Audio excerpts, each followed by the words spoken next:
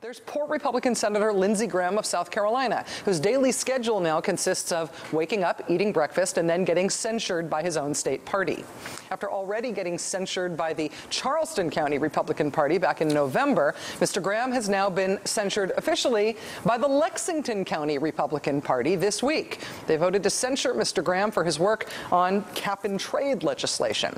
The official resolution reads in part, U.S. Senator Lindsey Graham has repeatedly demonstrated contempt and belligerence toward those members of the Republican Party who support freedom, a constitutional government, and the Republican Party platform. For his part, Lindsey Graham is not taking this censure sitting down. He knows who's responsible, saying, quote, you have these Ron Paul guys show up and try to take over the party. They are not reflective of the Republican Party. And I hope this serves as a wake-up call to Republicans that they need to get involved. Mr. Graham there referring to the author of the censure resolution against him in Lexington County, a man named Talbert Black, who is the interim South Carolina state director for Ron Paul's Campaign for Liberty. Joining us now is Republican Congressman Ron Paul of Texas. Congressman Paul, thanks very much for coming back on the show. It's nice to see you. Thank you, Rachel. Nice to be with you. I have to ask your reaction to Senator Lindsey Graham saying Ron Paul guys, he said, are not reflective of the Republican Party. What do you think? Well, in a way, that might be good. You know, the Republican Party isn't exactly the top party in the country right now. But I think Lindsey is giving me way too much credit. But if he wants to give me a lot of credit that I now control the Republican Party of South Carolina, I consider that rather amazing. But no, and I don't think you can talk about the Tea Party as a party. It's made up of a lot of different people. And I don't even see them as being Republicans. I think they're unhappy. They're unhappy with the establishment party, and that's made up of the Republicans and the Democrats. I mean, think of the factions in the Democratic Party. You know, the base of the Democratic Party that would have liked to seen a change in foreign policy and less war and not expanding war in Afghanistan, they're disgruntled. Some anti-war people do come to some of the Tea Parties, at least the Tea Party types that I have. And, you know, the original Tea Party was held in the campaign, and we had a lot of anti-war people there. So in many ways, the people are speaking out. They're very, very angry and upset. And they're upset with the establishment. They're upset with the Republicans and the Democrats. But I think this is a natural consequence of the insolvency of the country. That's really the basic problem. The politicians are used to promising and just passing out favors, taking care of the military-industrial complex or any domestic needed home and not have to live up to the responsibility of paying for it. And it's coming to an end. So we're facing a bankruptcy, and that's why I think you're seeing this anger and a hostility and this fighting and bickering. But I do not think the real fight is between Republicans and Democrats. I see the establishment Republican and establishment Democrat as being one, because the foreign policies don't differ and the monetary policy doesn't differ. And Republicans, you put them in office to balance the budget and promote personal liberty.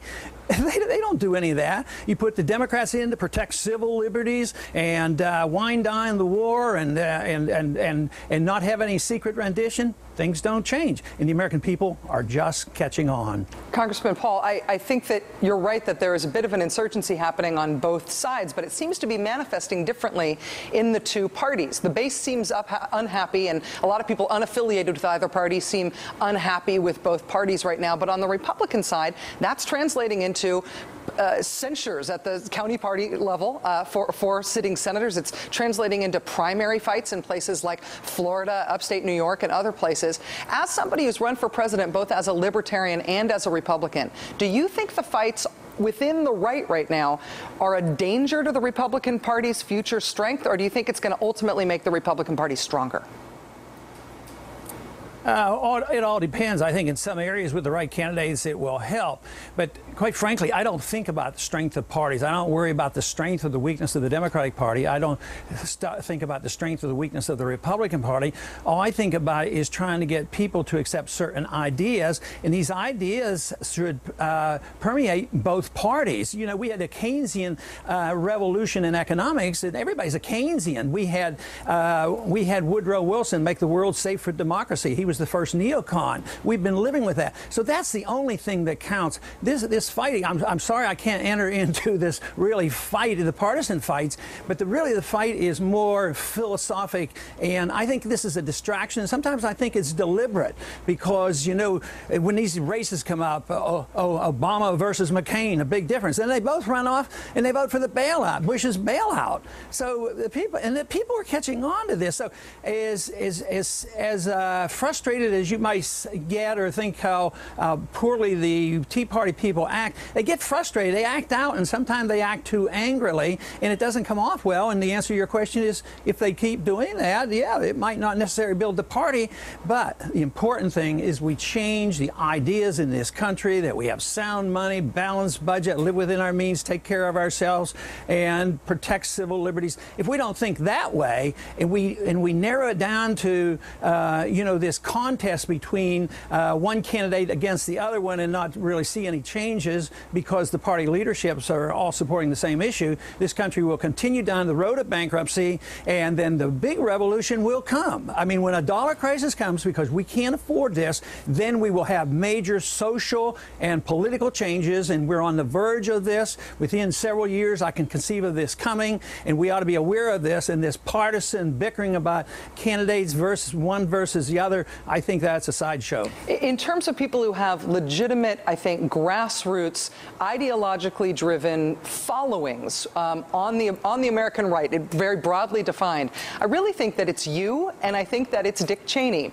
And the former Vice President Dick Cheney has really made a name for himself, being declared Conservative of the Year by one publication at the end of the year, on national security, foreign policy issues, and on issues of war making. You obviously have been a leader on issues of fiscal policy. You've really brought a lot of your party's leadership and your rank and file around on fiscal issues. Do you think there is a coming battle between fiscal conservatism and the sort of foreign policy perspective that Dick Cheney represents in terms of what the future is going to be of the Republican Party, the conservative movement, which direction things are going to go? Are you guys at loggerheads? I think so. Not personally, because I would never have a discussion with him. But I go to the campuses. I think all revolution, all significant changes occur with young people. And I go to the campuses, liberal or conservative. I can get large crowds out, and the foreign policy issue is the very big issue. The money issue is a very big issue. And that's a populist type issue, because if you're for the Federal Reserve and all those shenanigans, you're for big banks and big business and the military-industrial complex and the deficit. But the young people aren't for these things. They want personal liberty, they want to change foreign policy, and they want to look into the Fed's secrecy. And if the Republicans don't catch on to that, they can't build their party. And they're not interested. I mean, Lindsey Graham, I have to give him credit. He's rather typical of most Republican establishment. They don't want to have any part of what I'm doing, because they don't want to answer to that, because they don't want to have to go to the campuses and, you know, explain why we have to have more kids go overseas, or why we might need a draft, and why military spending is okay, but spending money on child health care, that's bad, and we have to stop that. The kids see this, young people, and they're inheriting this mess. And that's where I get excited and enthusiastic when I go to the campuses, because believe me, the young people are responding very favorably to this message. Republican Congressman Ron Paul of Texas, consistently one of the most intriguing and interesting and unique people in American politics. It's always a pleasure to talk with you, sir. Thanks for your time.